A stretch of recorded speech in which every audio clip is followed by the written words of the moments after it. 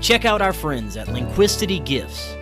Linquistity Gifts is a metaphysical store offering natural gemstone bead bracelets, signature and zodiac, designed and made in the United States, as well as raw and polished stones, crystal balls, pendulums, tarot cards, natural crystal points, wands, and so much more.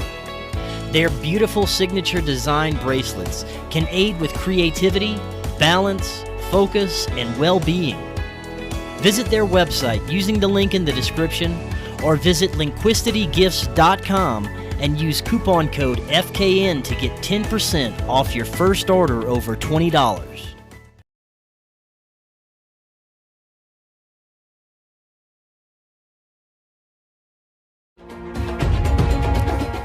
Welcome back to Forbidden Knowledge News. I'm your host, Chris Matthew. Tonight, my guest is once again Jared Murphy. Before I bring him on, I have to thank C60 Purple Power, the amazing super antioxidant that acts as a free radical sponge, eliminating toxins in the body. It has me feeling better than I've felt in years. I really feel great, and you should too. Go check out their website to learn more. Just click in the link in the description or visit c60purplepower.com and use coupon code KNOWLEDGE10 if that link doesn't work for some reason. You're going to get 10% off your order plus free shipping. Also, please subscribe to our official backup channel at lbry.com. We're always still on all your popular podcast platforms. And we also have a brand new show called Beyond Classified. It is exclusively on Rokfin, which is an amazing new platform for independent media and content creators. It's not censored like YouTube. All those links for those shows are in the description, so please go ahead and check those out. We've got some amazing content going out on there. And tonight I want to welcome back to the show Jared Murphy. He is a self-experimenter, field researcher of ancient technologies and lost history, and has traveled the world searching for evidence of advanced ancestors and high technology. He is author of the book, It's Not Aliens, Worse, It's Us. Jared, welcome back, and how are you doing tonight? Great. Thanks for having me back on. Well, thank you so much for joining us. Every time you come on, you presented such provocative information. It really changes the way that I look at our ancient past, and it gives a whole new perspective to the UFO phenomenon as well.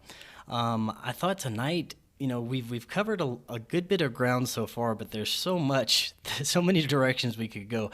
I thought we could start a little bit with human origins. We, of course, have the evidence that advanced civilizations are going back much further than our mainstream history would have us believe. I'd like to know, for you, what would be the furthest back so far that we've traced some kind of really advanced tools or evidence of technology? So the no-brainer on this, and there's one thing actually, thank God, that for once, despite all the out-of-place, out-of-time artifacts and all the crazy weird math and maps and weird things that we found around the world. It is, without doubt, the Clerkstorp Spheres in South Africa. They were found mining. They were, unfortunately, I have them photographed on my website in my members area, but I was in South Africa and got to see them in the Stone Circle Museum in Waterval Boven. I got to actually be right up there on them, at least ones that were there.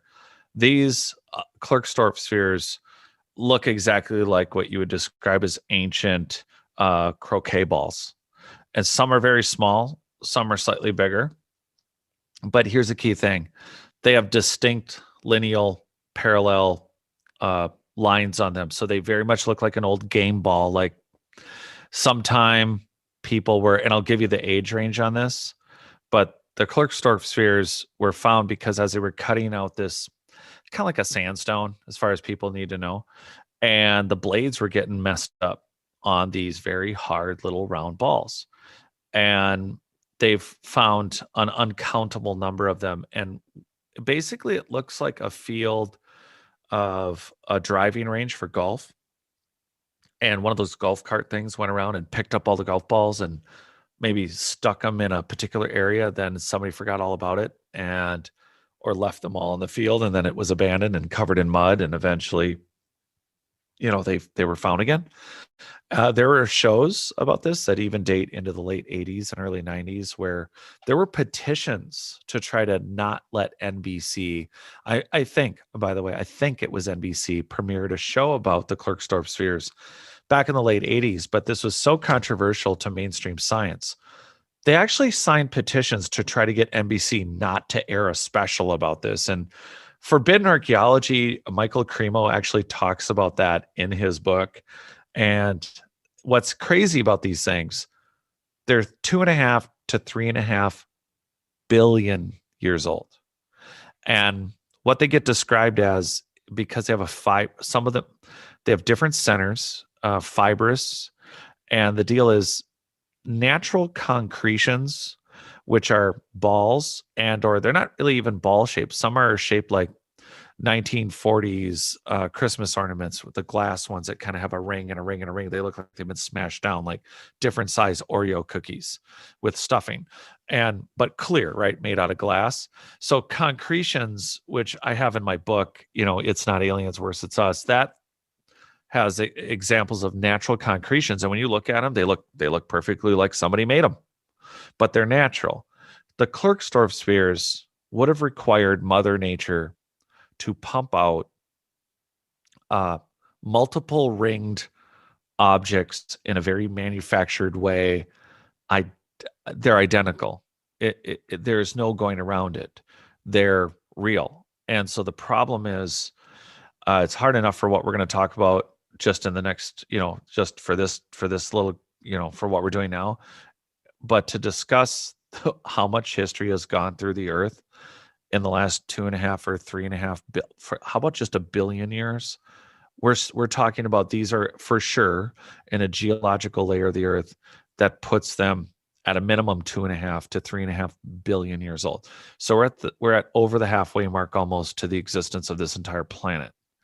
And what do we do with that? Did somebody, flop down on a platform and on a cooling lava field or stone field decided to like kick out a bunch of balls, or they were playing croquet and they left them all?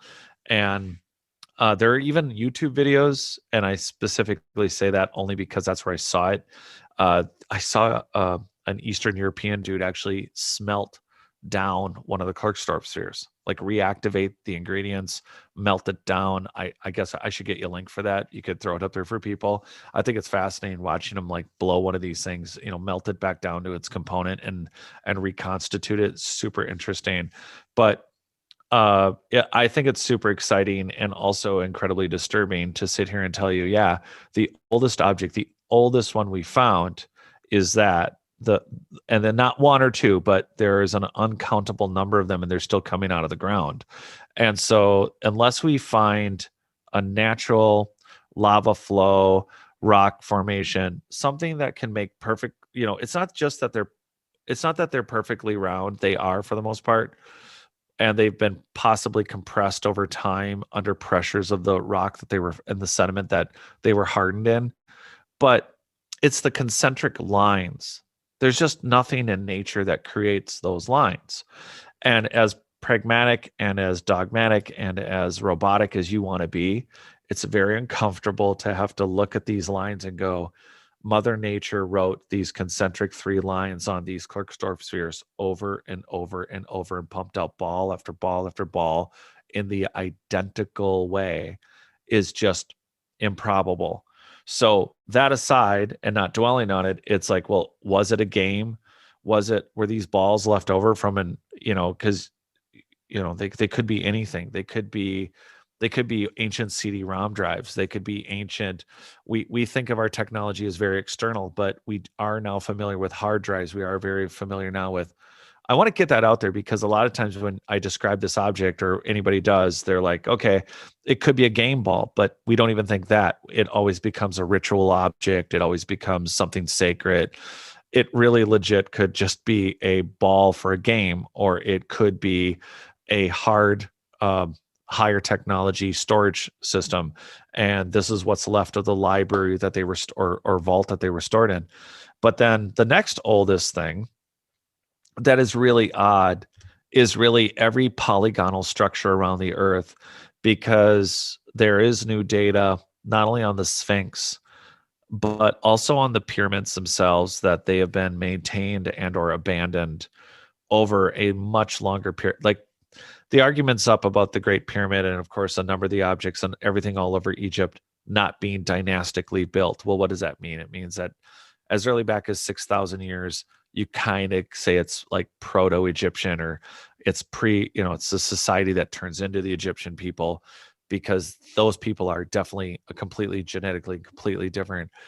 But they come into this area just like in Mesoamerica, in the Mayans, the Olmecs, the Toltecs, the people who came before the Mayans, and then in the Aztec area, that these giant cymatic polygonal constructions all over the earth, they seem to date pre 6,000 years. They seem to date. Some people like to say that they're post Younger Dryas, post flood, post 10 to 13,000 years. The number that gets thrown around a lot as well, 11.6, 10.5 to 13,000, is when we think that there was this massive, what we call the biblical flood, and floods all over or simultaneous. But prior to that, you look at this massive society, it appears that these ruins have been here, I think, comfortably, easily, to at least 50,000 years. I don't mean in the state that we're staring at them. I mean in the locations occupied, the polygonal masonry. It was repaired and maintained, and eventually, post Younger Dryas, I think a lot of these societies were adapted by. And we could go way down the rabbit hole as to why that is, how they've been maintained and repaired. The confusion on geopolymers. People like, oh, well, the pyramid was built with geopolymers, but Dr. Joseph Davidovitz, the father of geopolymers, he wrote a whole book on it.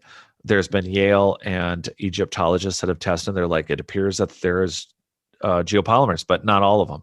Well, that's because if you're a society that lives tens of thousands or millions of years, you would use geopolymer patching if you live through multiple disasters. If something was to hit or impact a power plant, as Christopher Dunn would describe for the Great Pyramid, you would repair it with a geopolymer. You're not going to drag up an extra block, even if you have the ability to lift 3,000 ton stones with like zero issue and shape them any way you want. You'd be a society that's, again, we've talked about engineered soil. You would easily have a damaged section of the pyramid. You would repair it. And then people now are scratching their heads going, well, it looks like they used a geopolymer, but they didn't use it everywhere. They just used it in this one spot. Well, yeah, because they maintain their buildings. They still have earthquakes that they can't counter a polygonal construction to. But there are Russian nanostructures, and I bring this up in the book. I show pictures of that. There was a scientist, unfortunately, he died in the mid-late 90s, and they were out looking for gold, and they found little tiny nano machined gold parts. Some of them, they were able to sift them out, and they found a significant portion. And the Russians were able to date not the gold itself, but the layers and sediments and everything. And this puts these objects at least 22,000 years old. And this ties in. The reason I'm throwing out that 50,000 year number is that city that's off the coast of Cuba that was found by those treasure hunters that the Cuban government authorized about 15 years ago now. There is a city off of Cuba that could have only been above ground at least 50,000 years ago, based on plates shifting and the way we understand plate tectonics and the way things have moved. And it's not like they built it to then go underwater 50,000 years ago. It would be pre 50,000 years ago. And this is a pyramid polygonal construction. And then we have the evidences at the Sphinx, and we have the evidences in Mesoamerica of large megalithic constructions, and in Siberia, which are just kind of making the Western light now, where we have massive polygonal blocks that show weathering, that shows, even Stonehenge shows weathering on individual blocks. Or if you look at any of the, pick a standing stone, pick a dolmen. Really, if you want to, let's not even go fancy with all the polygonal stuff I just said. You could delete it all and go with standing stones like at Karnak, Schauberger, anywhere. Pick anywhere in what's left of Doggerland that's above water, which is everywhere from Scotland and Ireland to England and all the way to France. That whole thing was one area. But what we need to find is underwater. So for now, standing stones start out as giant megalithic cut constructions that are now just these random states of weathering. And when you look at the areas of standing stones that are all over the earth where they're not weathered, they are square, they are cut, they are polished, they are very fine done megalithic blocks that have been dragged from probably wherever they were originally. That's the thing. We keep adapting and readapting what we find, which is exciting. So a lot of people listening might have concepts about, well, I know a lot about the Druids, and I know a lot about France during the Vikings, and I know a lot about how modern Europe came to. I know a lot about the Romans and the Greeks. And what happens is that all of them, all those peoples came across some of these things. They all were interested. They did do archaeological work, or a bone could end up in a temple and become, this is the leg of a titan, and worship it and whatever. But relics. But the idea that these standing stones, I mean, some of them are 20, 30, 40 feet tall. These are megalithic blocks that have been dragged to just stand up in rows, probably repurposed. They're not in their original location, but they're so weathered. It's not like they went and found, they didn't start out with a crappy. I think that these standing stones that are all over the earth that indicate the antiquity of advanced humans is that these are finely polished, well-hewn, hardest stones, quartzites, granites, basalts on earth. And these standing stones and dolmens, which I'll talk about in a second. So first we have the Clerkstorp Spheres, then we have the dolmens and standing stones. And why they're important is because they are polygonal. Just like Göbekli Tepe, these are large megalithic stones that it's not just their size, it's the complexity of which they've been carved. And then always around them currently, like at Göbekli Tepe, there's a bunch of rubble and ruins. So right away, you can see that whoever built these these pillars did not build these little rocky walls that are next to them. And the same thing with these dolmens, and what those are, they come in many, many different forms. And a lot of times it's two giant 200, 300, 600, 800 ton or more megalithic walls that will be 8 foot by 15 foot or 20 by 20 or 10 by 10. And they form a little hut.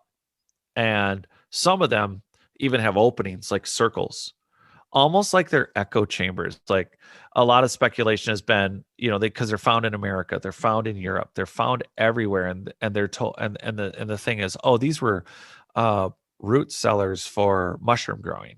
That's a common one that comes up in the eastern United States. And then there's dolmens in Montana. Those are fun. People should look those up, the dolmens in Montana. But these are structures. Now we're still talking about, if we have a city off, so we have Clerkstorp Spheres at 3.5 to 2.5 billion years old. We have this city off of Cuba that's at least 50,000 years old, and it was well established. So you got to give it at least a 10,000 year window, right? So let's put that back to 60,000 years. But then what's between 2.5 to 3.5 billion and 60,000 years? Interesting thing about these dolmens is the amount of time irrelevant to storms, winds, salt water, and otherwise, and whether it's Karnak, France, or Ireland, Scotland, or the United States, these dolmens show signs of weathering, like the Sphinx enclosure, which, according to John Anthony West, before he died, when he invited Robert Schoch out to look at that, which in the last 30 years has become standard science, that yes, the Sphinx has weathered. John Anthony West's comment was, this could have weathered. He goes, and there's a video of him saying this. He goes, and yes, John Anthony West has quite a lot of character to him, but he is quoted as saying, look, he goes, Robert Schoch wouldn't say this again, but he said this weathering could be 2, 3, 400,000 years old. So let's just say he was exaggerating, right? What do we do with dolmens? Like at Stonehenge, the classic one that everybody talks about, because there's so many others. That's what I think is important. So much focus is put on that they don't really look at the weathering at the site itself. So much is dreamed of the Druids and of King Arthur and of what's happened there in the last couple thousand years. It's forgotten that these are lentil built. And again, some of it can be chalked up to a mimic culture.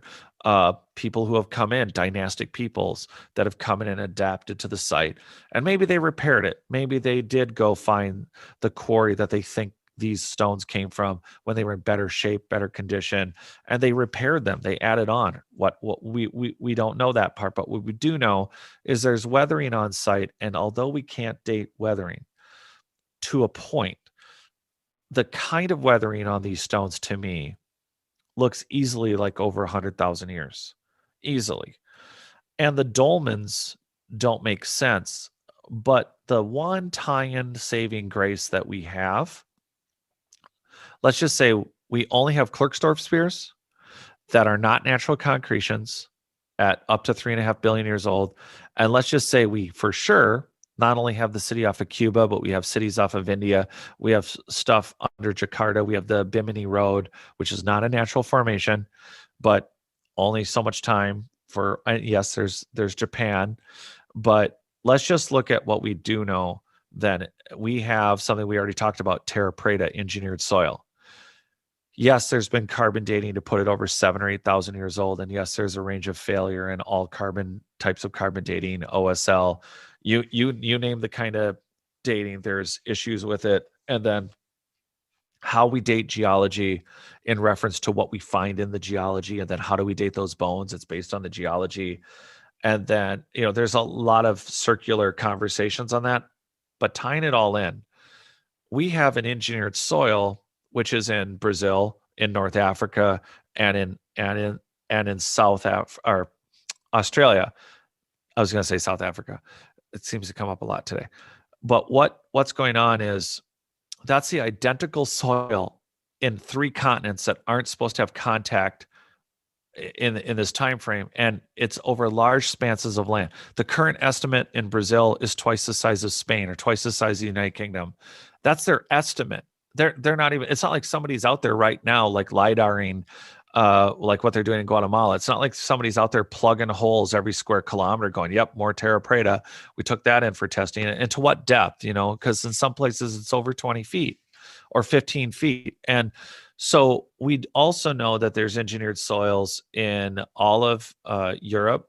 Ukraine has a black market for theirs. And in North America, it's called Chernozem's. And it's not that there's not natural compost or anything else, but for the sake of this conversation on aging, and I think it's exciting for people because yes, it should open your eyes, because everyone listening lives near a weird state park or a federal reserve that either has dolmens, whether they have the soil or not. They could have weird, what they describe as, like, oh, this is a natural sinkhole. At some point a river was here and it made a natural swirly pattern and made this very interesting fully granite bowl, but 10 times. And people might chalk something up. So when you have engineered soil on every continent, and we have this dynastic lineal view of us, we're the most advanced as we've ever been, which is way not true. And we're finding it because it's not just in our ancient history, it's in our genetics. It's the way we're relearning behaviors like the whole Wim Hof method, that whole controlling your immune system and reactivating these things through like that very first thing. And I know it was a sponsor thing, but I'm bringing it up right now for the exact reason. What was that that you're using at the beginning of the show? You were just talking about the C60. Yeah. See, I think that there are companies and people's rediscovering, because of a collective consciousness, that these products are helping us now because we're aware of what they can do. And I think that it's super important because this engineered soil ties into this whole blanket of, as we table all the clues in this adult game of archaeology clue, we have Clerkstorp spheres, and now we have engineered soil, definitely on continents shared together where nobody but nomadic peoples are supposed to exist. So what does that mean? It means that clearly there was not only a larger population because it's the richest growing soil, it's got piezoelectric properties for communications and transporting energy, it filters heavy metals and carbon dioxide.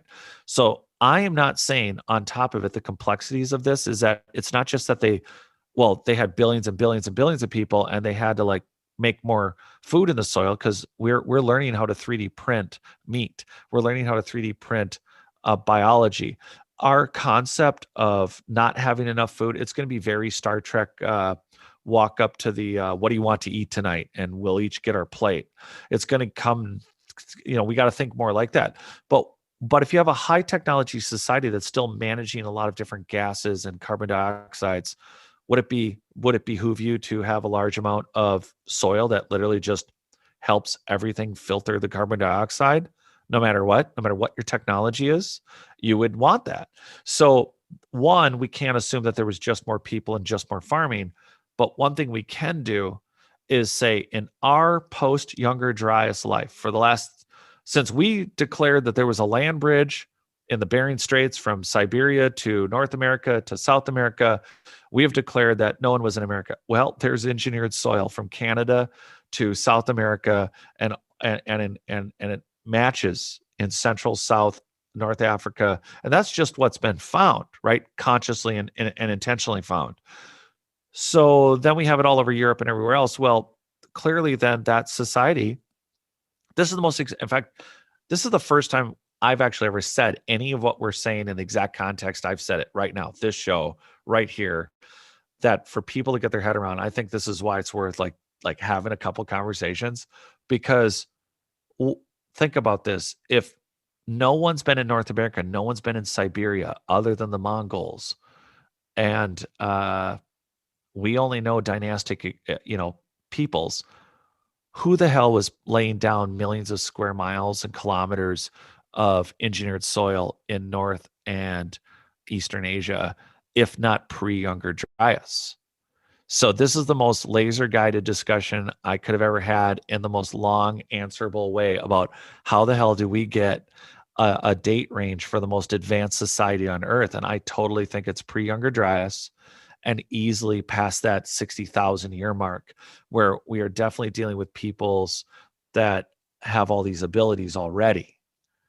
So now, and yes, those interesting little nano gold technology bits that are found to be at least 22,000 years old to 50 in, again, in Siberia.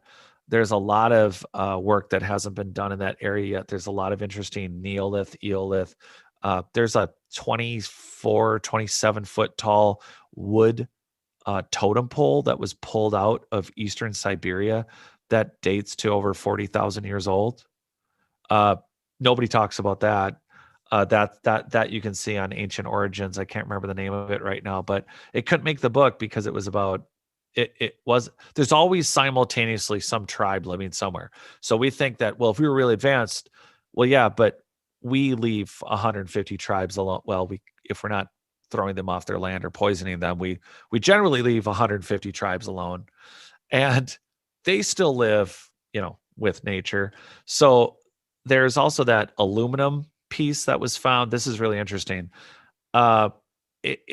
In Europe, there was an aluminum piece, and it made Daily Mail. It made international news even, I think 2 years ago. It has a round hole in it. It looks like a machine part. To me, it looks like a part of a braking mechanism on a forklift, and it has nothing to do with that. It's 100% aluminum.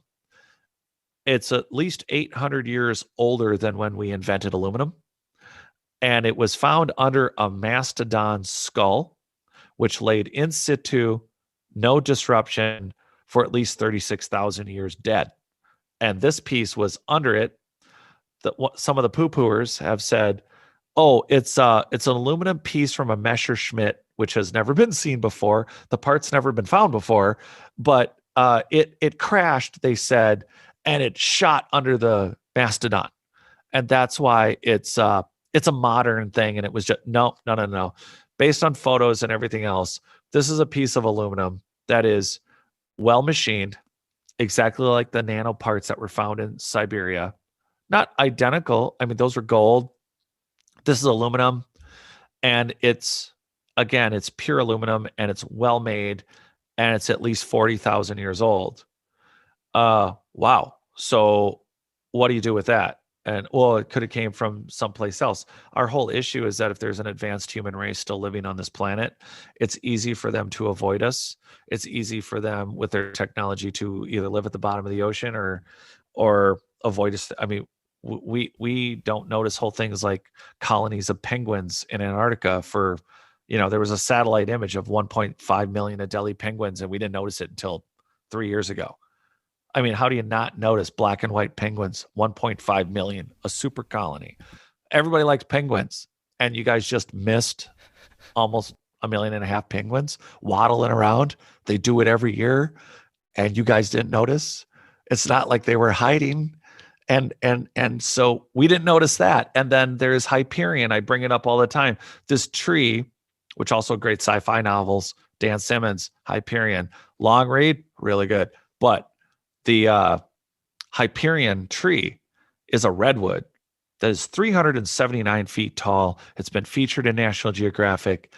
It's so big, it doesn't look real. When you see pictures of it, when you look it up on the internet, it will show you a tree and you're like, oh, it doesn't look that tall because it's in a massive forest and there's all these trees around it. The trees are short and it looks big compared to those trees. Well, the trees it's being compared against are 100 feet tall. Hyperion is 379 feet and no one noticed it till 2008. Granted, I bet some natives and tribal peoples knew about it, but they didn't share with the loggers and no one logged it. And this is virgin forest, so no one hit it. But the point is that nobody noticed a 380-foot, 60-plus wide diameter tree. I mean, it literally stands heads and tails by 200 feet. Well, 279-ish feet, give or take, above everything. It's incredible. And we didn't notice it till 2008. And those are just two obvious points about how hard is it for a highly, like the Tic Tac UFO, how hard is it to fly it, to go off a weapon screen of an F-22 instantaneously faster than that thing can track, while simultaneously actively locking, basically in an act of war, actively locking weapons jamming. And how hard is it for that society to live anywhere on the planet that isn't currently occupied by humans or gone to for a Patagonia commercial? Yeah, you made an interesting point about the ocean.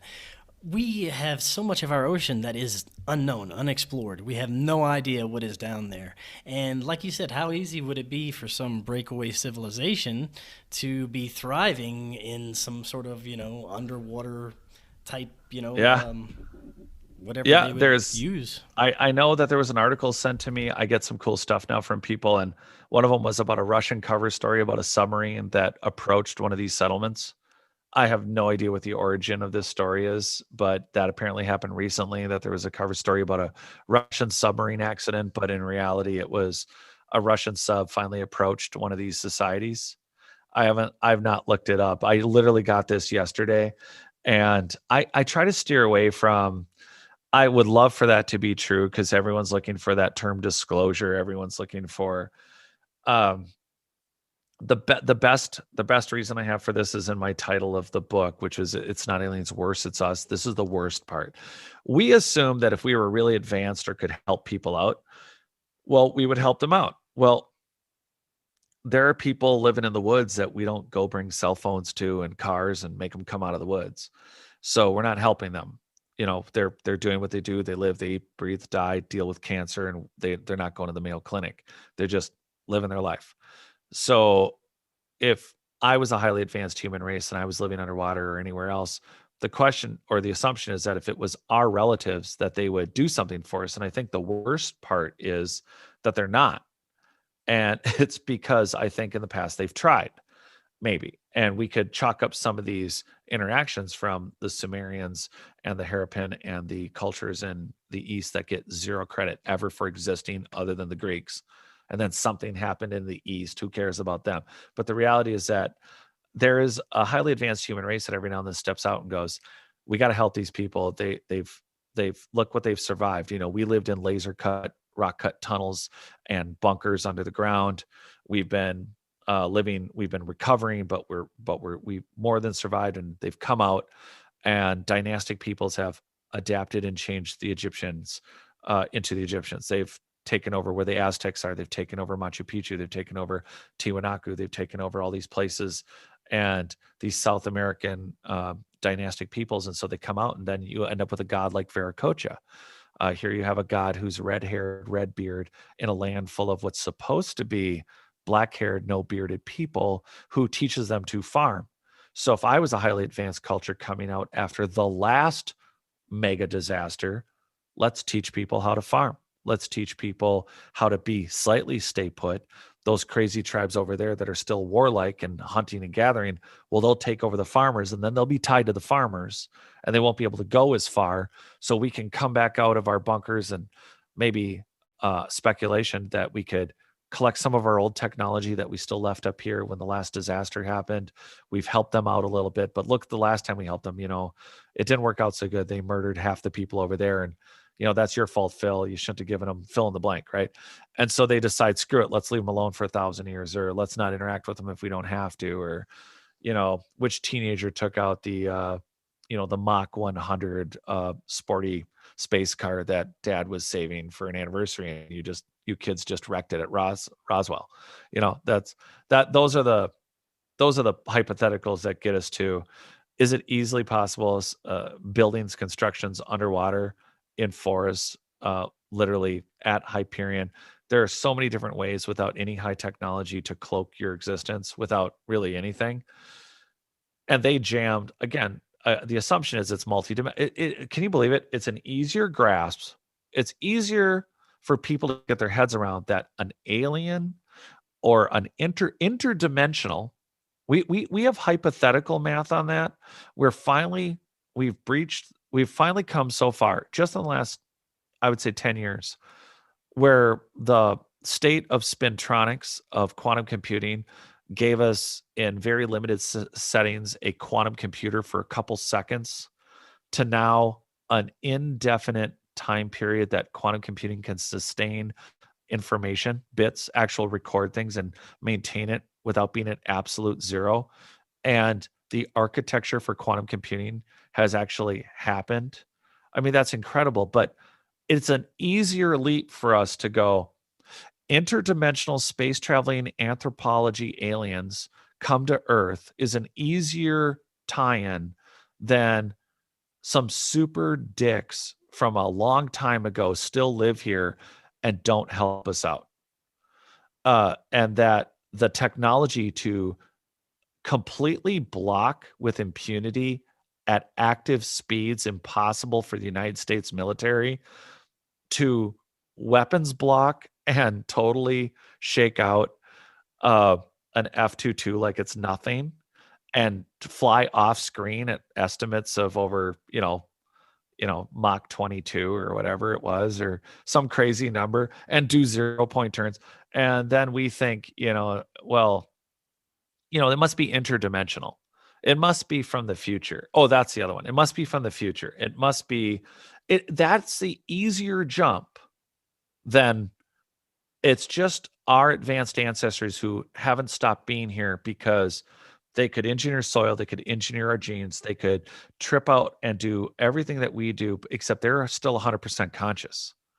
That's the issue, is consciousness, right? So here they are, and it's like, look, this is still home. Well, do we have a larger solar world? That's like a whole nother conversation eventually, if you want to have that. Did they already settle the solar system? Did they already send out stuff like, I know we've touched on a little bit, but I totally think it's possible for them to be easily living here and just not caring. Well, we see them more and more, and they seem to, yeah, and there are legit military UFOs. Is it possible, like my publisher Olav Phillips has declared, is it possible that we have militaries now equally at as far as 150 years in advance of where we're at? Possible, but I feel like that technology would be really, really, really, really trippy. And so, yeah, I think we're definitely heading there. But we have a window that we can look at in the ruins we find between, I guess, 3 billion and 60,000 years ago, and we're finding stuff. We're misidentifying it, like dolmens and standing stones. No matter what, it's not like somebody went out and said, this rock is just this is our Charlie Brown Christmas rock instead of a Christmas tree. It's like, this dolmen is just weathered enough, but look, it still has a perfectly square base, or it has a perfectly square top, but the middle's been weathered out like a mofo. And that's the stone we want here. That's not how they started. They all started as singular well-shaped stones, and then over thousands of years they weathered.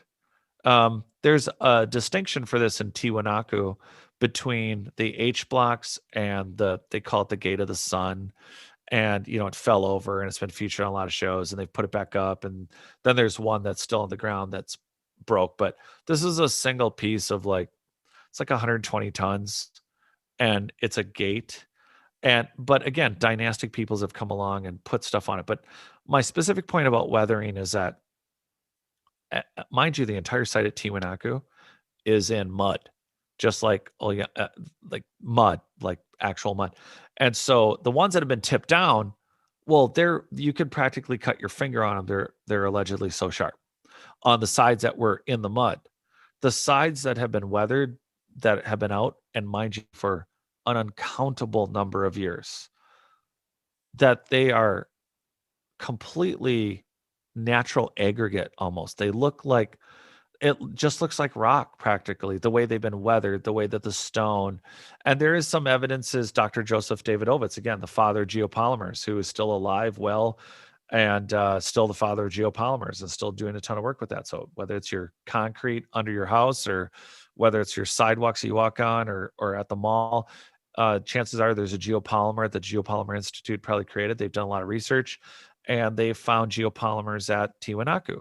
But it doesn't mean that all of it was. And even if it wasn't, we're talking about laser cut, polished, shaped, not by a laser. I'm just saying for the sense of fineness, for the sake of the description, well polished blocks that are incredibly fine on the sides that have been protected by being in the ground and not quarried away by local people who need them for their houses or, unfortunately, when the Spanish came along, for churches, which is what happened, quite a bit of it.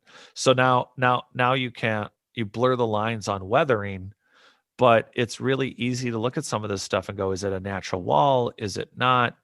Is it just a few hundred years?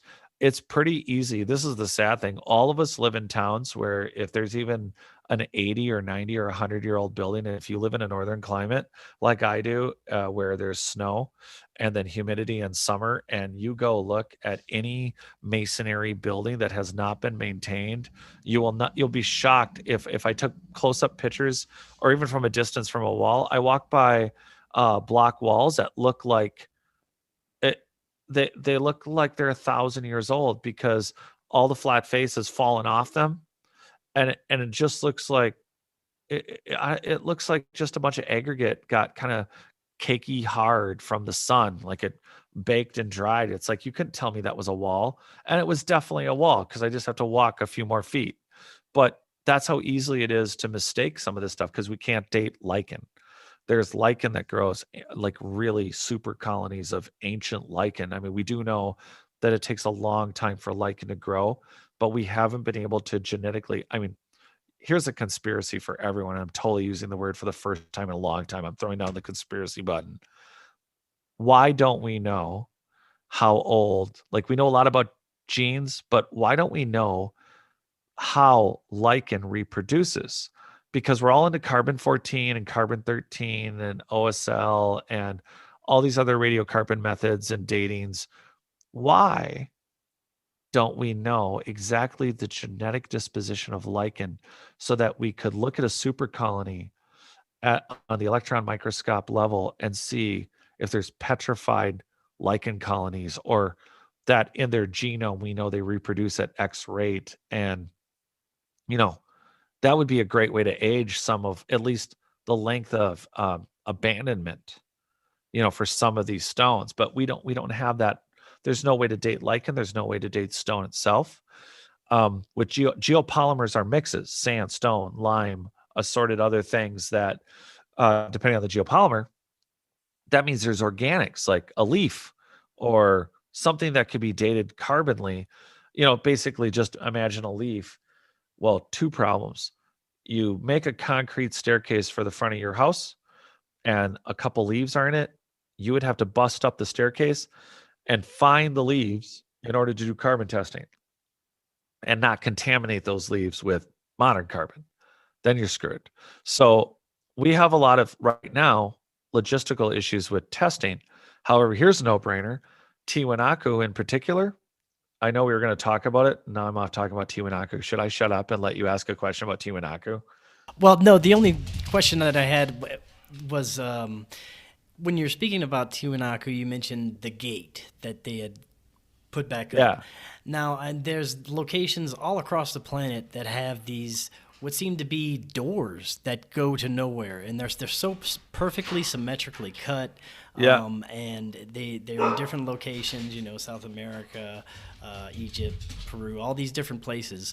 What do you think that the purpose, or what do you think that those doors are for? I think it's really a lot of these have been said they're doors to the gods or portals.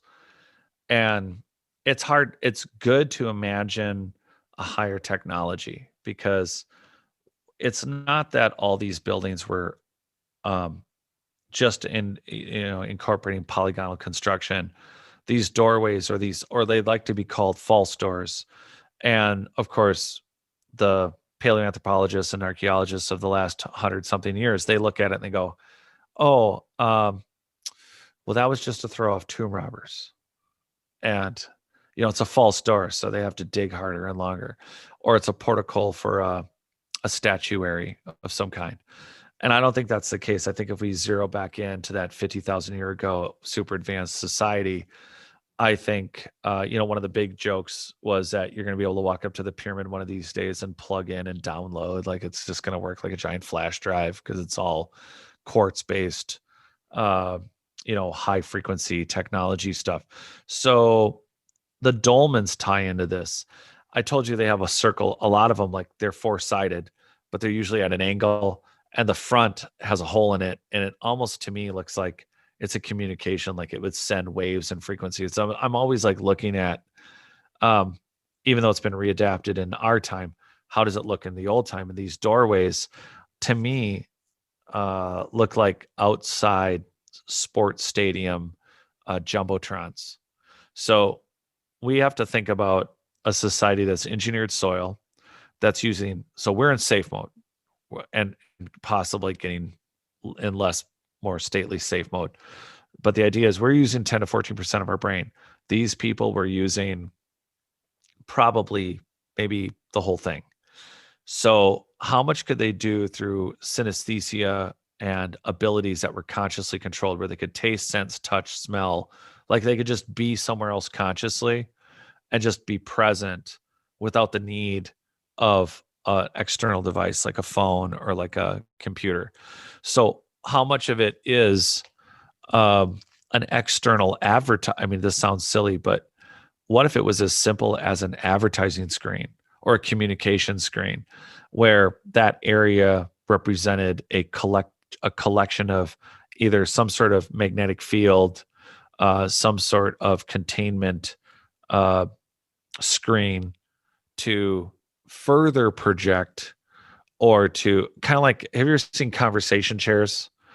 They date back, they're very old. They date back to the maybe they're older than the 1700s, but they both look like you're sitting in a half shell. And if you turn the two chairs, yeah. So and I know there's a bunch of other names for them, and I don't know if they're French in origin, but they, if you sit facing each other, it basically hyper, amplifies your voice and it mutes out everybody else. And so I kind of imagine them a bit like that. And that's probably just my interest in frequencies and sounds and waves and that area, that I look at these things and I can't help but think that it's not something you stepped into to go anywhere. It's something you either looked at and something was being projected for you, or you were able to amplify what you were already doing to get it even further. So from a magnetic frequency standpoint, what am I saying? I don't know if it directly would, like, you would connect it to another building, or directly to another mind through a pineal gland connection, through some sort of collective human consciousness, whether or not you're, or it's amplifying your connection to this engineered soil, which has these piezoelectric properties. So it's amplifying those waves and frequencies and what you're communicating through the soil itself through again, we think of technology as an external, either devices, or we think of right now we do designer babies, so we can get our heads just a little bit around what our genome is capable of, not just in strength and in pretty features, but in technical abilities. Like, again, not just don't think mind control, but think mindful communication between others and ourselves and our systems. And that would include then, I think, popping into one of these doorways, and or again, we're missing the fact that any technology with these doorways is long dusted, rotted, repurposed, fired, burned, stolen. We are assuming that the technology involved in creating these rock cut. By the way, this is definitely, we almost have to stop talking about this polygonal cymatic society and start talking about this rock cut society. And they were literally cutting these doorways right into large, really hard rocks. And they were doing it with the same technology that they were able to measure and shape these cymatic polygonal blocks. But we, just for us to think about the technology to not only cut and move hundreds and thousands of tons and do the complexity of the shapes, we are not getting our heads around the other ancillary technologies. No one would be that. This is the problem. You take a look at any book. Don't do it. Don't even, while we're having this conversation, don't even look up on the internet. Pick any period in history: Neolith, Eolith, Egyptian pyramid building, and you're going to get loincloth slaves. It's always slaves. They're always in loincloths. So they were super good at building and reading earthquake technology and moving multiple tens of thousands of blocks. So if we immediately say, yes, we agree, it's a high technology society with and then we start thinking about tools we use. We think about power grinders and wet saws and band saws, wet band saws, that all the different techniques that Cory's use right now to cut our granite countertops and assorted other things. We think our technology, we're not thinking there's even sonic devices that will do core cuts now that we've rediscovered or reapplied. I mean, watch videos on that. But those are our methodologies, but all the air compressors and electricity and the machining and the foundry work to make the parts, let alone design them, let alone mass produce them, those sciences and technologies would also be their sciences and technologies, which means it is very unlikely that they left these buildings to just be rock. We see these nubs all over all these buildings, and the assumption is, can't figure out the nubs. Well, I know from doing building and construction, the nubs are for, I'm not saying these nubs are for this. I'm saying that in the examples I know, they're for shear strength. And shear strength is exactly what it sounds like. For those of you not doing construction, think sliding down a hill. If you did it right, you could put two surfaces together. And if you have a lot of nubs over a large area of surface on the external of a building, it's going to help hold that secondary surface in place. One side can hug over the other, and the other side can be flat. It could have texture. So we're dealing with a society that's connecting the soil, the foundational structure, rock cut doorways that might not be doors. They're not portals so much as they are, maybe even, telephone booths, old school, but not for telephones, more higher frequency wave technology. But again, we're imagining that the rocks themselves, that when we take away all the ruinness of it, that there's a giant at Sacsayhuaman or Machu Picchu or Tiwanaku, that we're looking at a giant culture of stone builders that didn't know squat apparently about wood or metal. But we know that they used metal because inside the polygonal cuts, there's keystone cuts, and those are made out of metal.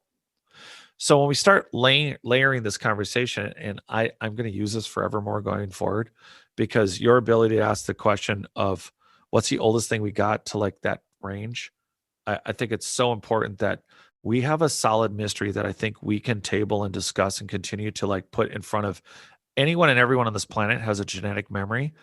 We have flashes, we have deja vus, but there is a collective human consciousness, and how we all tap into it is very different.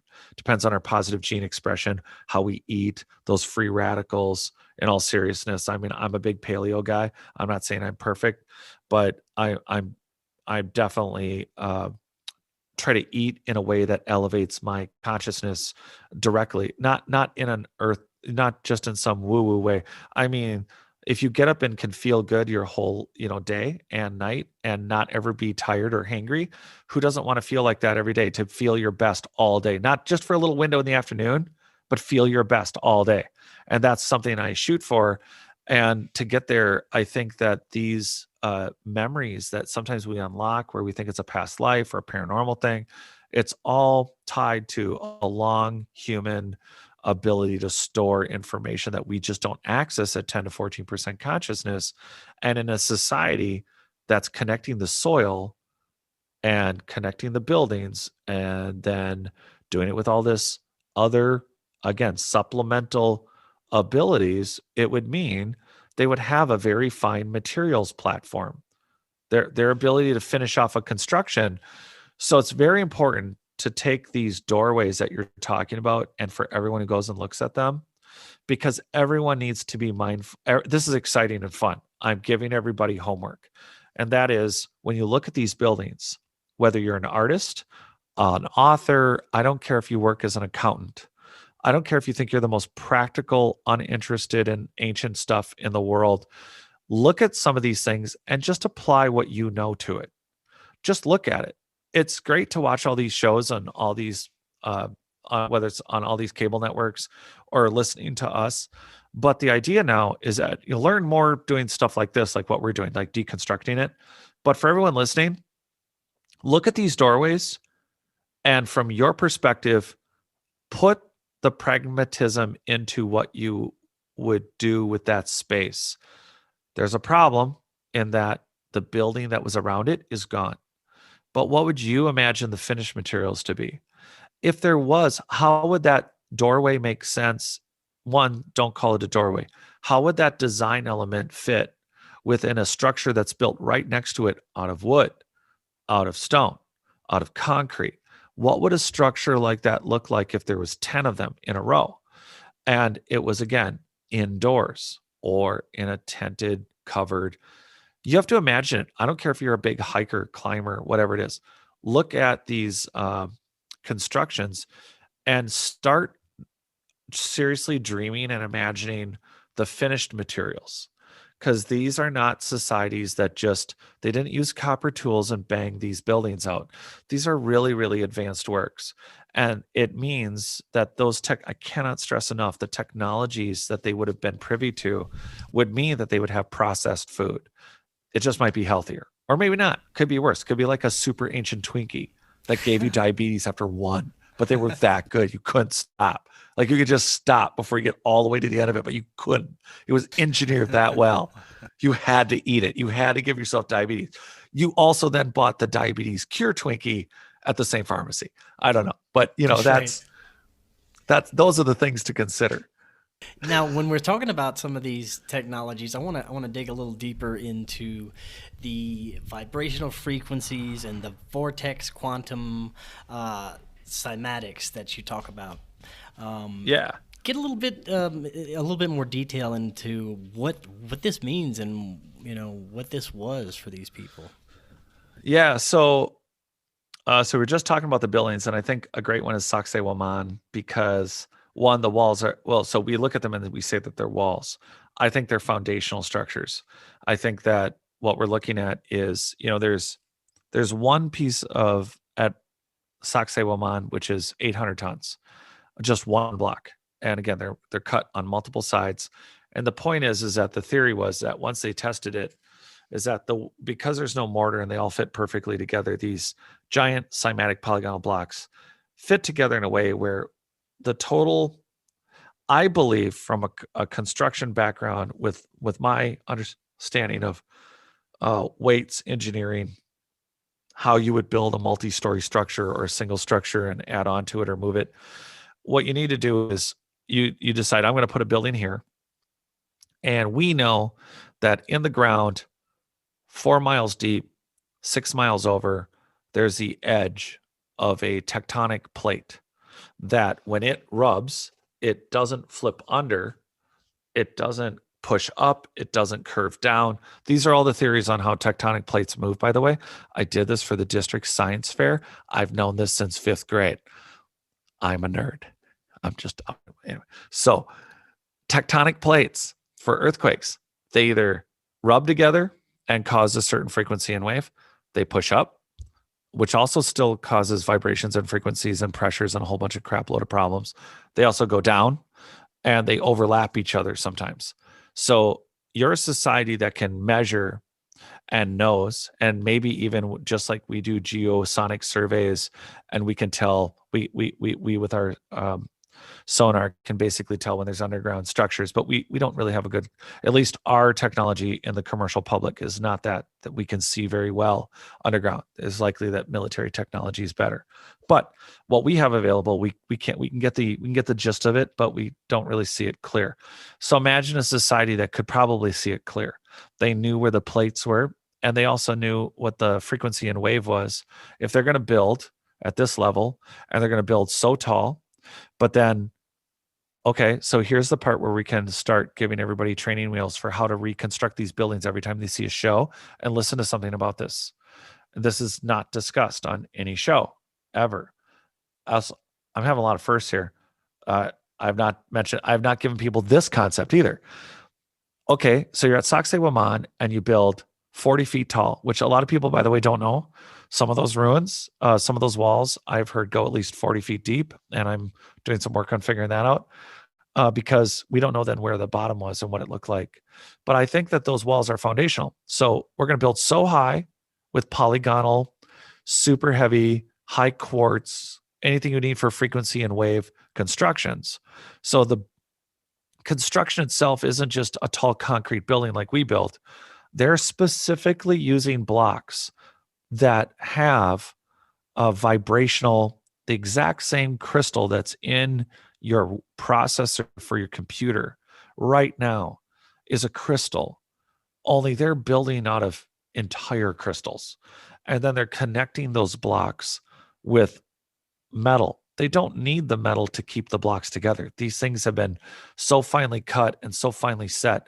These blocks are going nowhere, or they're going somewhere after literally thousands of years of no one maintaining them and an uncountable number of earthquakes, and literally being left alone over the last 6,000 dynastic years because no one's done anything to help them except take them apart.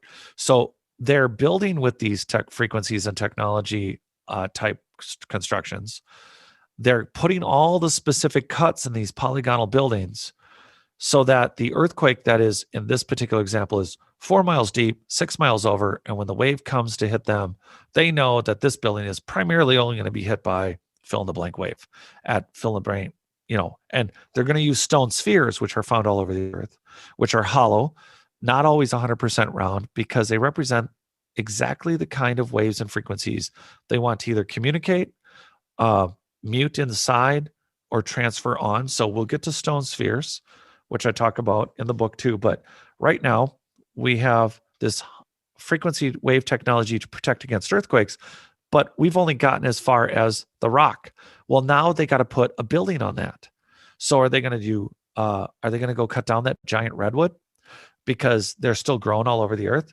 I'll tell you, the sequoia or the metasequoia, which came before sequoia, and the giant redwoods, and they're all over. If no one ever talks about the fact that if you're a cymatic polygonal construction crew that moves 1,000 ton to 3,000 ton, not only you're moving, you're cutting them like the giant obelisk at Aswan quarry that everyone's like, holy crap, how are they even going to get that out of the ground?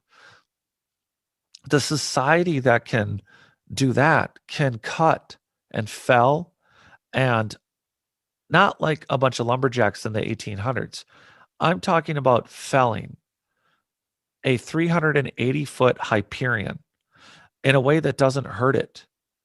And how many of those do you need with the same tools it used to cut out these massive cymatic blocks? How complex are the tools for you to cut out perfect wood rooms and conduit ways out of 3 of these trees on top of those polygonal blocks? Which, how many stories? And so they're on a polygonal base, which also then has to account for the weight and the object above it and how all that's going to work with earthquakes. But if you're an ancient high-tech society that's doing wave and frequency work, what else does that, what is the breadth of wave and frequency? Well, we've heard a lot of the terms of Tesla's scalar waves. And so for a lot of people, they're like, oh man, Tesla is super underappreciated on a lot on a lot of levels. But there's also a guy that Ken Wheeler keeps talking about, Steinmetz, which is literally the father of a lot of the reasons why we all have electricity, period. And there were so many brilliant people we have just in recent times that started getting into this like we think that dielectricity, electricity, and magnetism are different things. So the subject you opened up is so important and so new in the vernacular of any conversation.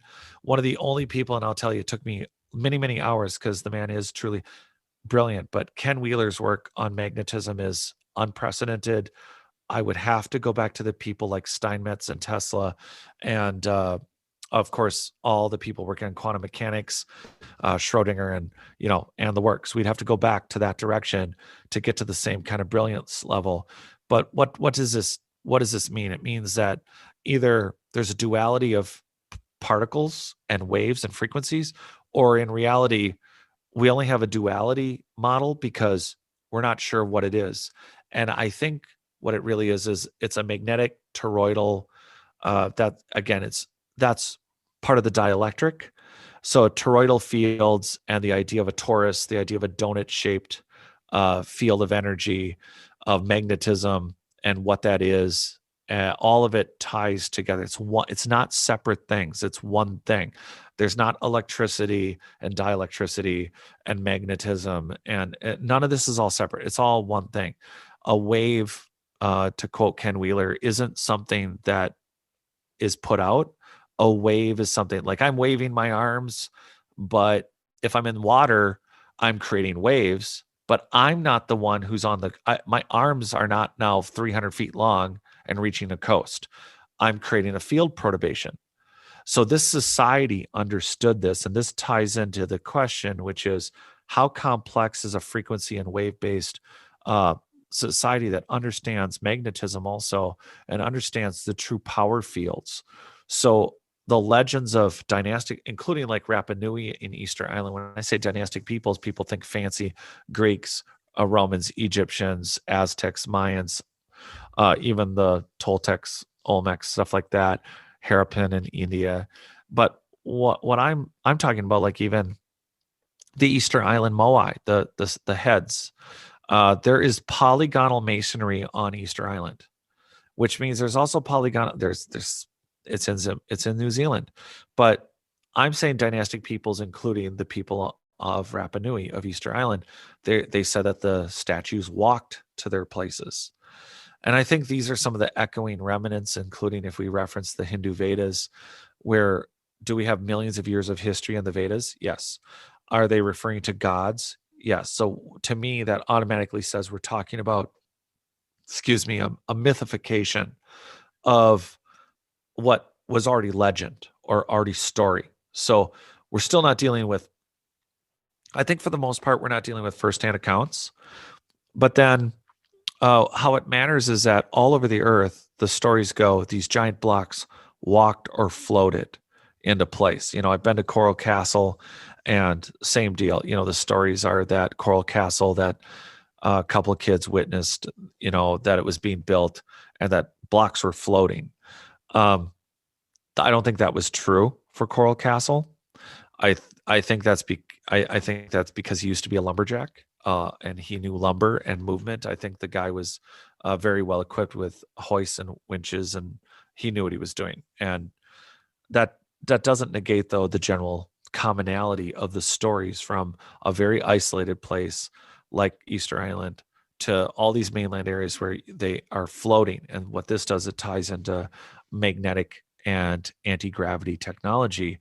I talk about Victor Schauberger. Yes, this never gets to come up. Victor Schauberger is considered a great naturalist. He's an Austrian, but the man was essentially a quantum philosopher, and what he noticed between cold water, warm water. We should do a whole show on water. Water has a lot of weird properties that people don't even know about. They think it's just cold or snow or whatever. Water does weird stuff. Like, we know, ice rinks know that if you have slightly warmer water, when you freeze it, it freezes harder. Did you know that? You can have different hardnesses of freezing water. And Victor Schauberger understood vortexes. He was eventually grabbed by the Socialist Party during the war in the late 30s and into the 40s. He was conscripted, but his theories on the way vortexes work, which ties into the toroidal fields, which ties into our new concepts of magnetism, and that maybe there isn't a duality of particles and waves, that we are waves and frequencies, that there is a plane of inertia, and that that the way that this all works then is that they're tying this into the constructions of the actual population centers of these.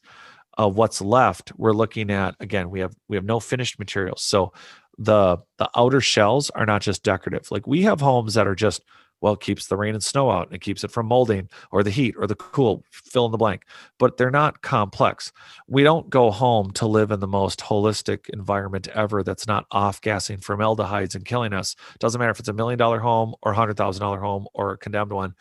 We don't look at homes and build to manage the waves and frequency. Something I've been looking at for years, and it's part of my design build. What I had been thinking on for a long time, and I do, because I do restoration and building. But the idea is, imagine coming home to a home where it's perfectly your home.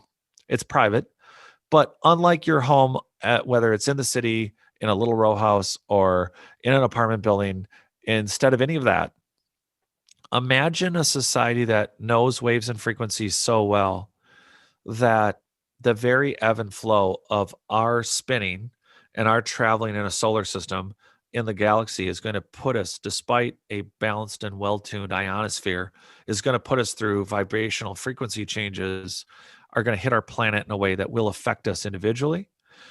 But with all the technology on the planet, like Wi-Fi and the stuff we use now, and I know it's popular to talk about 5G, but I'm going to tell you that this is a society that tripped out buildings where, I think, right down to your daily life, as you slept, there was whether you needed to retune some cells, get rid of some cancer cells, get rid of some leukemia, whatever. You didn't have those issues because there was a constant vibrational and energy quality that was emitted and controlled within and outside of every building, including through the connective soils, including engineered through the way they laid out tree systems. As in, I don't think trees were just very random. I think that, the way we think of forests or parks or golf courses are planned, I think, more complexity than that. But you have a society that is building with the stones and the structures that allow for this connectivity to be absolute, not for the sake of just communication, but for healing. So that means the way you live within a home, it's not that you can't bring that quality to an individual home and space, but it's not going to be a separate building. It may be a more group building, like what we see at Petra in those ruins. What we think of as right now catacombs, where they build a lot of rock cut, what looks like, well, this is where you bury your dead. Well, maybe those were actually rock cut because those were sleeping quarters. And it wasn't just healthy to isolate yourself, that this communal living may have looked very differently 50 or 60,000 years ago, because the way you set up waves and frequencies within even a whole platforms like the Giza Plateau, where the Great Pyramids are, there's a great courtyard, and it's made out of many, like at least 1,000 ton stones, and they're polygonal. And literally, they're right at people's feet. People are busy looking up at the pyramid, and they don't really look down. There's lots and lots of videos of the feet of there's like, we're talking massive 12 by 40 by, giant megalithic cyclopean blocks that you're walking on as a what you think is, oh, this is just a very well-made courtyard. But but you look down and there'll be like an S between the two blocks, and like within the size of a fist, like to cut that out and to put those two stones together. And then we're back to what engineering, what seismic metamaterials did they set and layer all these stones on to make them flat and never come apart, to put these giant structures on. So now they're walking on a material that's not only flat, but has magnetic and piezoelectric. I mean, just what's coming, either going through or causing the stone to vibrate, is doing it in a way that is helping bring some zen to your cells.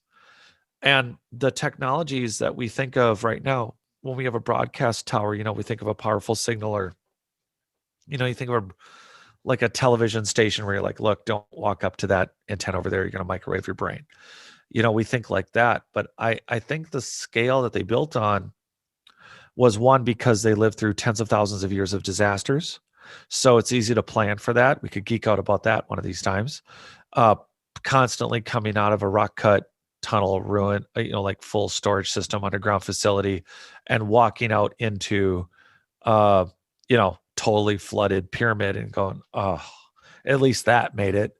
And, so planning for larger disasters, but that's only one side of it. The real issue is tuning a planet, tuning the very air that you're walking through to not be so harsh or intentional in a concentrated waveform that, when weaponized, like the scalar weapons we have now, how would you build a society like with a high quartz content, frequency wave, vibrational, supercomputer, polygonal construction?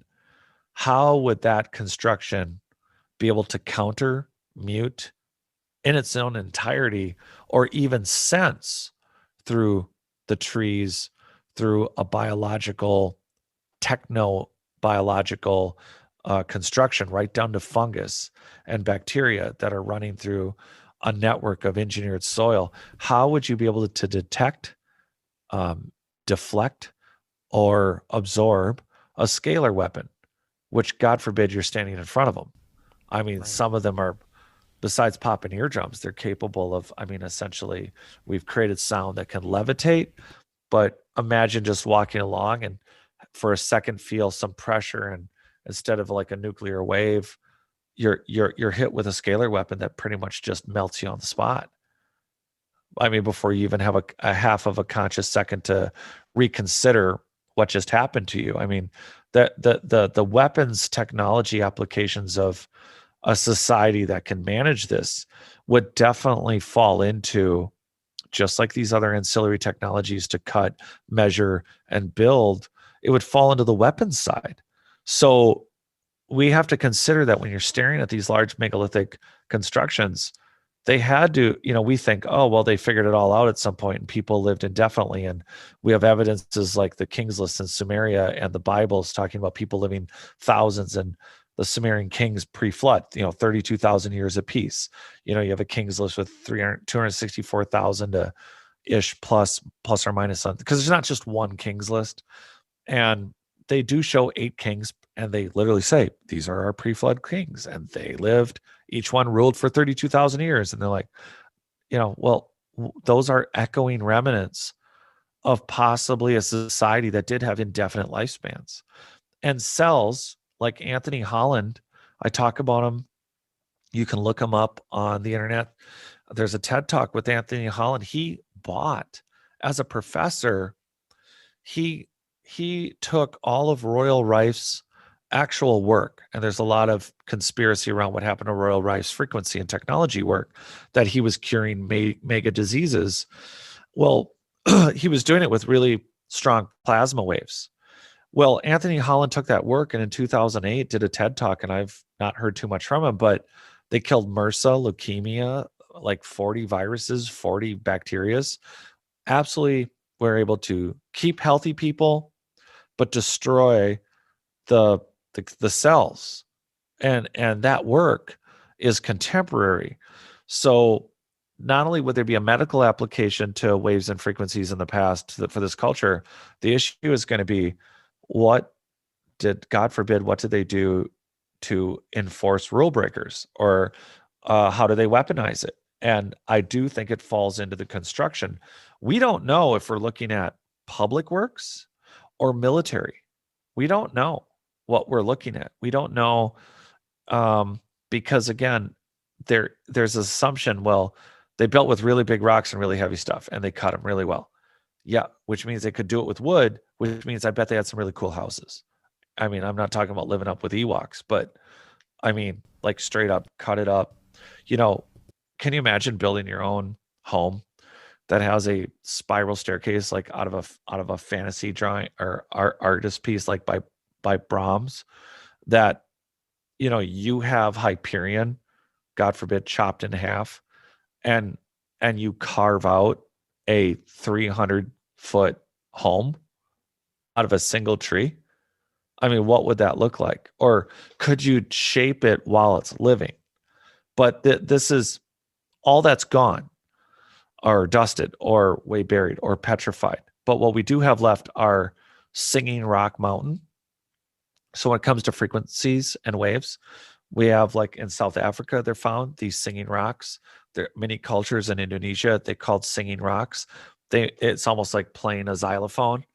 And these rocks ring like bells, and they're found all over the earth. There's different reasons for it, but there are some mysteries, like Singing Rock Mountain, which I believe is in Montana.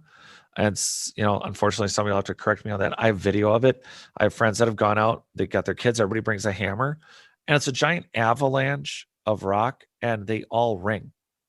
All of it.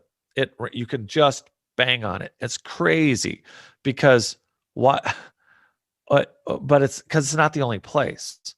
And so what are we picking up? What has petrified? What has this ancient patina that has grown on these stones that no one's picked up and forgotten about?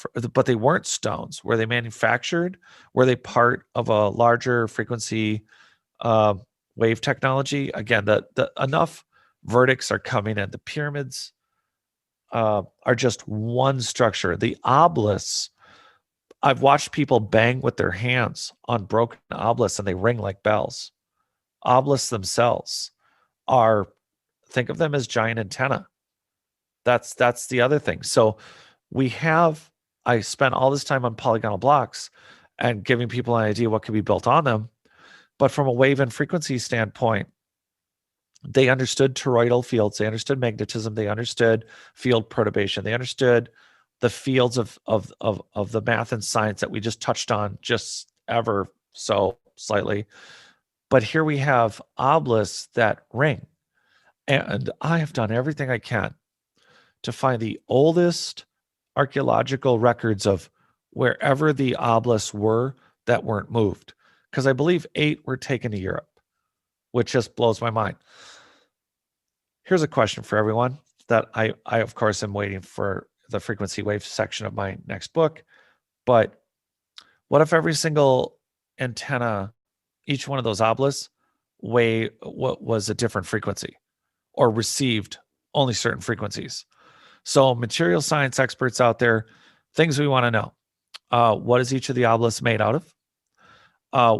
Are any of them still in their original location? Not placed by a dynastic Egyptian, but original location. And are the structures around them the original structures? This is why this is such a massive question for literally everyone. I'm doing my best. Like, I'm planning 2 archaeological trips to start addressing engineered soil.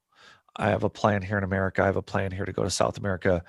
And I'm going to work with other people, and I'm really looking forward to it. It's going to be great. But everybody out there listening, this is the issue. We can't put our eyes on all the same things at the same time. And we can't spend all of our time arguing with people who want it to be a tomb. It's like, if you yell Godzilla and it really is Godzilla, you should run. The other guy that doesn't think it's God, or, it's like, hey, Titanic is sinking. No, it's not. Pass the appetizer. I mean, you can pick how you handle this terrible train wreck of this paradigm, this religion of archaeology that has been standing on theory and never ever updating it, just disgusting, throwing out every fact that doesn't fit the theories. It's gratuitous.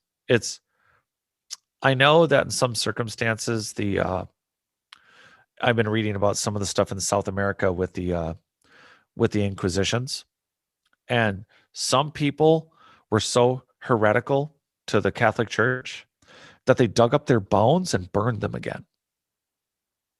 And I feel like we're heading that direction for how far we've been thrown off on our true history. Like, can I think some of these paleoanthropologists, I mean, some of the people that have been long gone who set us down this road, it's like, we gotta just not worry about the old narrative. We just have to continue on this new narrative and what we're discovering and what we're seeing, and people who are new to the field that are young and up and coming. I'm just hoping that we can keep doing the research and keep doing the work that proves us out and keep having these conversations. Because if we don't, we are so not gonna. I don't want to spend 100 years uncovering like Teotihuacan. Right. Literally, hey, we found this. 100 years later, it's still not done, not even close. And there's polygonal cymatic blocks there.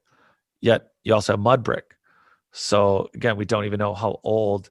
And that was supposed to be the whole name of that place. It was sacred even to the Aztecs. It was a place of the gods, to become a god, something to the gods. Anyway, that it's super interesting. But this, I probably didn't leave us enough time. I'm so sorry about the frequency and wave because no, that's fine. That's fascinating. Okay, cool. Because we could get way more into we could break down each aspect of whether it's communication, weapons, healing, growing things, connectivity through soil and fungus and bacteria. I've barely scratched the surface of genetic.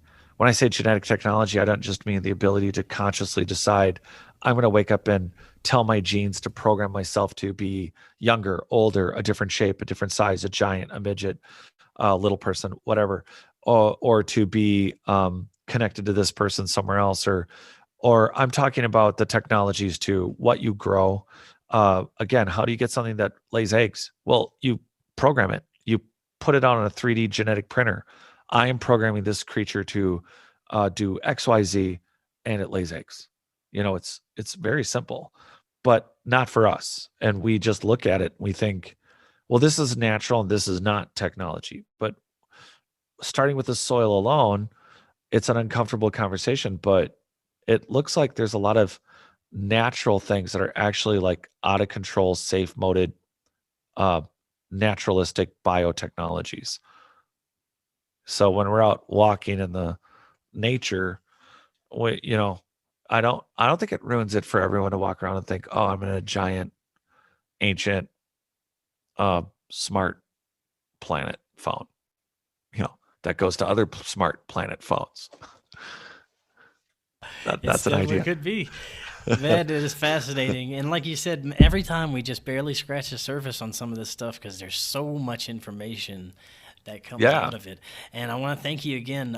Before you head out, I know you were telling me earlier about some exciting things that you have coming up in the near future. I don't know if you're able to tell us a little bit about any of those things you have coming up. Well, I have my new member area at my site, which is always open. I'm offering free books, for 6-month and 1-year memberships. But there's exclusive content and interviews I do there. But part of that is working with my friends that are archaeologists. Yeah. So I'm looking at doing some soil science research on the East Coast. I'm doing a preliminary visit in April. I will be looking at archaeological work that was done 60 years ago. And I'm hoping to start again. I have a great time. I love writing and communicating, connecting with everyone. And this is a life's work, and I'm super excited about it. But then there is same concept. Everyone in the past in archaeology has been looking at what to find in the soil. Mummies, gold, jewelry, stelas that explain who built this and what it was. I'm starting with something not so sexy. I'm starting with the engineered soil. And also, when you build a giant cymatic polygonal wall, there is no way you just pre-compact some soil and say this giant billion-ton building is going to stay up because we put a foot foundation down or started at 2 foot and pre-compacted it. Something that I don't know of anyone else doing, and I'm planning on, is doing planning core samples. It is intrusive. There's no going around it. We need to know. Uh, there's all these arguments. It has never been proven out how to even cut and connect. Not even on four. We can't even do it on 4 sides. These people were cutting complex stones that were like had 20, 30 sides, and they were doing it over multiple meters or feet in every direction. So if we start with the meta structure, which is the science of whether it's a nano-sized crystal to a larger construction, the very foundational material that helps this building in the ground, we don't know what that looks like. And I'm hoping to do some of that work in South America. And so, I know we're in the middle of a sci-fi novel right now. So all I can say is I won't discuss location because there is still a number of, it is not conspiratorial to tell you that it may not be the 80s and the Clerkstorp Spheres aren't getting totally yelled at anymore. They think it's become an oddity, a curiosity. It's a mystery. That's the way they write everything off. It's a mystery. It's an oddity. It's a one-off. It's a first. So for me, I am, as I can make it available, I will be putting up more information about it on my site. As far as what else is going on is, of course, I'm not going to not mention this really cool conference coming up in April. Um, of course, we're not talking about that right now, but it'll be on a network everybody really loves that you're close to. And then, this week, I did get to interview Mohammed Ibrahim, and we had this whole conversation about engineered soil. And he's like, Jared, I asked him if he had unlimited budget. I didn't care about engineered soil. I actually asked him because he's in Egypt, and he does tours and speaks and reads ancient Egyptian. I mean, Mohammed Ibrahim is pretty incredible. But I asked him what he would do if he had unlimited budget and research to what he would find in Egypt, and he goes, I would go after what you just talked about, engineered soil. I want to know what's under the Great Pyramid. Are you kidding? That whole platform. But yeah, next week I'm interviewing Christopher Dunn on Conflict Radio. I'm doing my own shows coming up.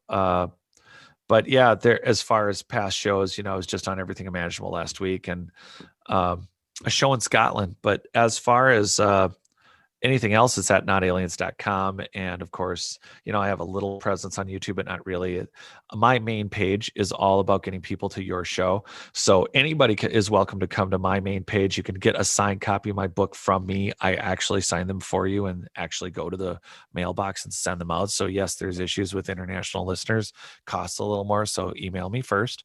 But I mainly will have our show posted. I'll have a link to get to your site.